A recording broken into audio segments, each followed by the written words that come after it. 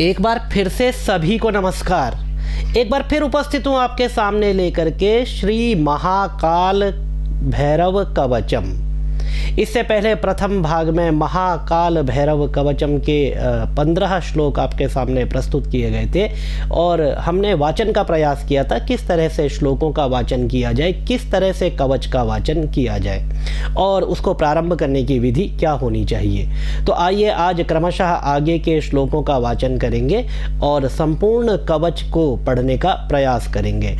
आज के हमारे वीडियो को स्पॉन्सर किया है, क्षमा कीजिए फिर मैं उनका नाम आप लोगों को नहीं बता पाऊंगा क्योंकि उन्होंने हमें फिर इस कार्य के लिए मना किया है। लेकिन अनेक अनेक शुभकामनाएं आपको, आपका कार्य लोगों तक पहुंचे, आपकी जो इच्छा है, जो लोक कल्याण की भावना है, उसको हम नमन करते हैं और निरंतर महाकाल इसका प्रसाद आपको दे, आपके द्वारा अन्य लोगों तक भी पहुँचाए, यही हमारी शुभकामनाएँ हैं। आइए प्रारंभ करते हैं आगे का भाग।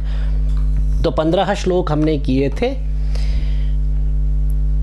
रणे राजकुले द्यूते विषमे प्राण संशये। रणे राजकुले द्यूते विषमे प्राण संशये।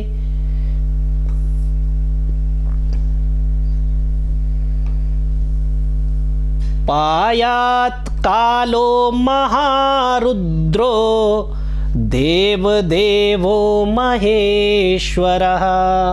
पायात् कालो महारुद्रो देवदेवो महेश्वरः।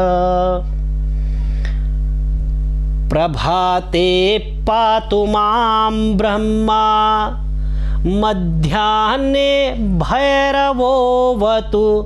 मध्याह्ने भैरवोऽवतु। सायं सर्वेश्वरः पातु। सायं सर्वेश्वरः पातु। निशायां नित्यचेतनः। अर्धरात्रे महादेवो, बहुत ही सुंदर शब्दावली और बहुत ही आसान।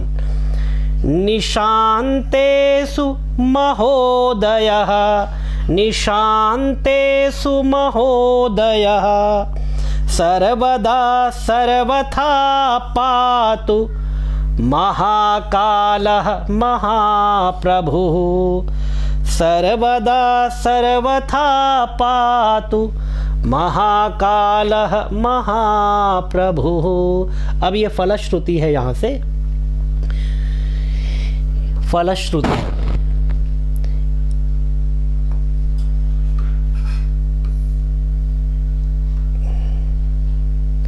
तो फलश्रुति का पाठ प्रारंभ करते हैं। इतीदं कवचम दिव्यम त्रिषु लोकेषु दुर्लभम। देखिए छोटा ऊ है, इसका ध्यान रखेंगे। त्रिषु लोकेषु दुर्लभम।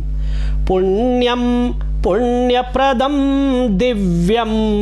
पुण्यम पुण्यप्रदम दिव्यम। महाकालाधिदैवतम। महाकालाधिदैवतम।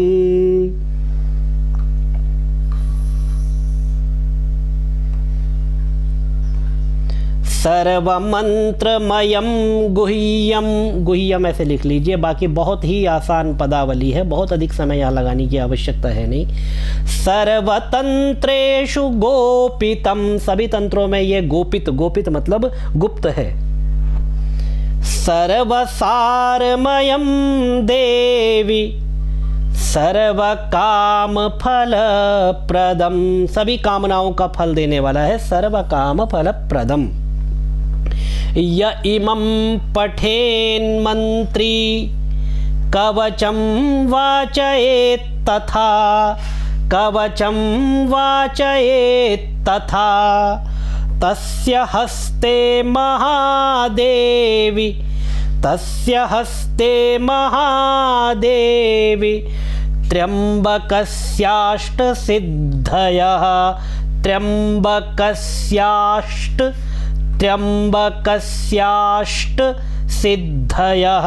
जो इस कवच का पाठ करता है उसके हाथ में, हे महादेवी, हे भगवती, उसके हाथ में त्र्यंबक भगवान, अर्धनारीश्वर, भूत भावन, जगत के प्रधान कारण महादेव की अष्ट सिद्धियां उसके हाथ में होती है, उसे प्राप्त हो जाती है।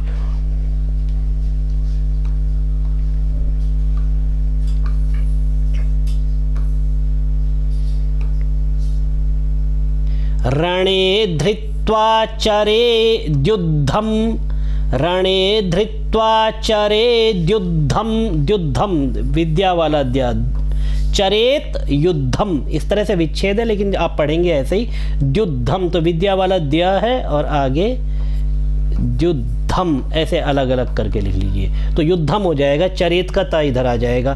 हत्वा शत्रुंजयम लभेत, हत्वा शत्रुंजयम लभेत, धनम हृत्वा जयम देवी, सप्राप्स्यति सुखी पुनः, सप्राप्स्यति सुखी पुनः, व्यक्ति पुनः सुखी हो जाता है। महाभये महारोगे, महाभय में, महारोग में, महामारी भये तथा, जब महामारी का भय हो तब, दुर्भिक्षे शत्रु संघाते पठेत कवचमादरात। महाभय, महारोग, महामारी, दुर्भिक्ष, अकाल पड़ जाए, शत्रु के संकट होने पर आदर के साथ इस कवच का पाठ करना चाहिए। सर्वं तत् प्रशमयति महाकाल प्रसादतः, सर्वं तत् प्रशमयति, शमयाति, अच्छा ठीक है, णिच प्रत्यय है, सर्वं तत् प्रशमयाति, शमयाति महाकाल प्रसादतः। इसका उत्तरार्ध देखिए श्लोक का, पुत्रार्थी लभते पुत्रात् विद्यामाप्नोति साधकः। जो पुत्रार्थी है उसको पुत्र की प्राप्ति होती है और जो साधक है उसको सिद्धियों की प्राप्ति होती है, उसको विद्या की प्राप्ति होती है।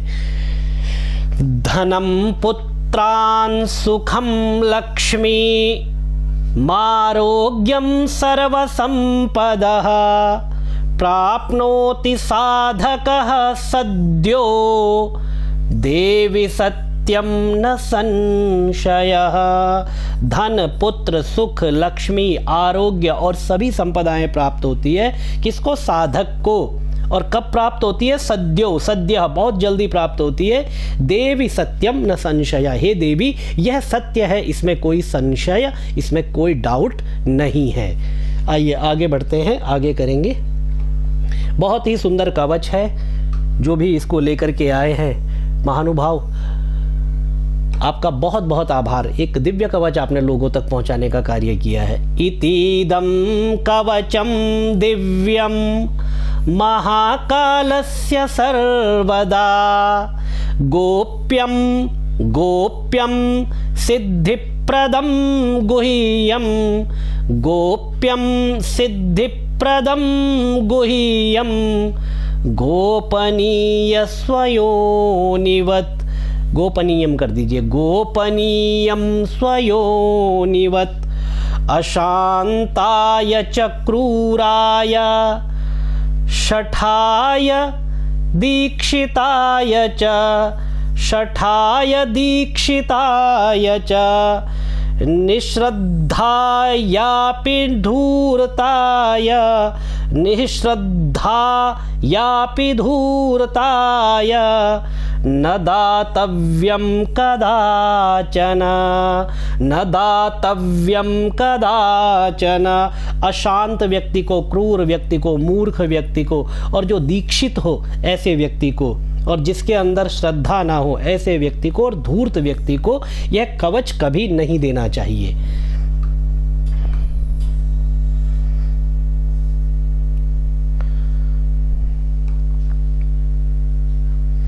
न दद्यात् परशिष्येभ्यो मित्रेभ्योऽपि विशेषतः न दद्यात् पर शिष्येभ्यो, दूसरे के शिष्यों को और दूसरे के पुत्रों को नहीं देना चाहिए।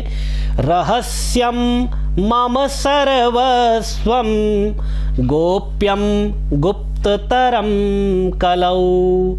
रहस्यम मम सर्वस्वम, मेरा जो रहस्य है सर्वस्व, गोप्यम गुप्त है, गुप्ततर है, और कब है? कलयुग में, कलौ, कलयुग में यह गुप्त रहस्य है। स्कंदस्यापि मयानोक्तम, अब महादेव कहते हैं कि मैं कहता हूँ कि किसी इसको नहीं देना चाहिए, उसको नहीं देना चाहिए। अब वो अपनी ही बात बताते हैं कि स्कंदस्यापि मयानोक्तम, स्कंद जो मेरा पुत्र है स्वामी कार्तिकेय, जिनको साउथ में मुरुगन स्वामी भी कहते हैं, उनको भी मैंने ये कवच का उपदेश नहीं दिया।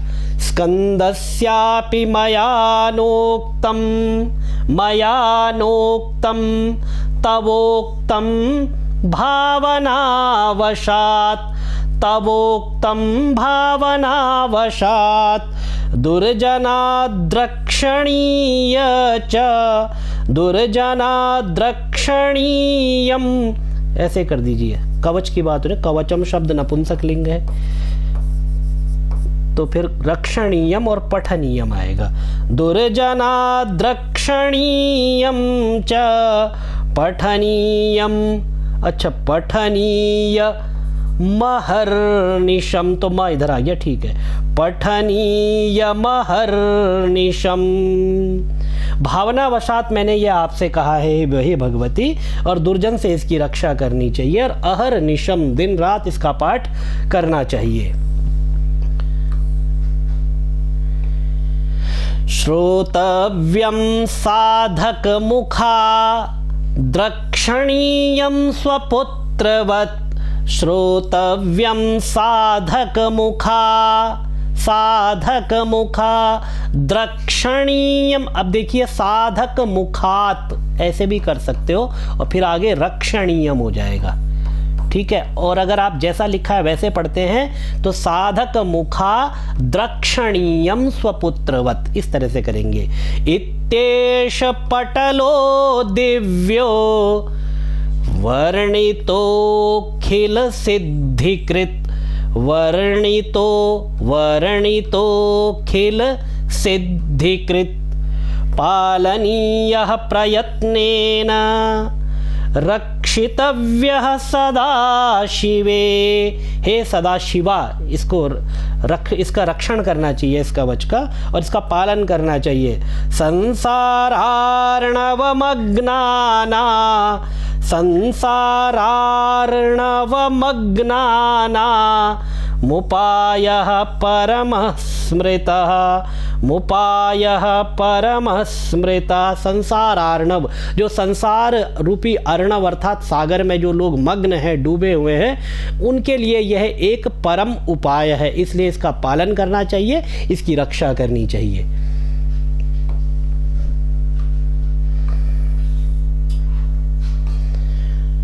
भक्तिहीना अपुत्राय न दातव्यं कदाचन, इति श्री महाकाल भैरव मंत्र गर्भ कवचम समाप्तम। अच्छा, ये एक लाइन हो गई, ये थोड़ा सा इसमें छंद थोड़ा अलग है। अलग क्या है, एक आधा अक्षर थोड़ा ज़्यादा कम है, तो इस हिसाब से ये बनेगा। इति श्री महाकाल भैरव मंत्र गर्भ कवचम समाप्तम। अब ये एक ही लाइन है, इसका उत्तरार्ध नहीं है, तो इसीलिए ये श्लोक यहीं पर खत्म होता है। भक्तिहीना अपुत्राय न दातव्यम कदाचन, इति श्री महाकाल भैरव मंत्र गर्भ कवचम समाप्तम।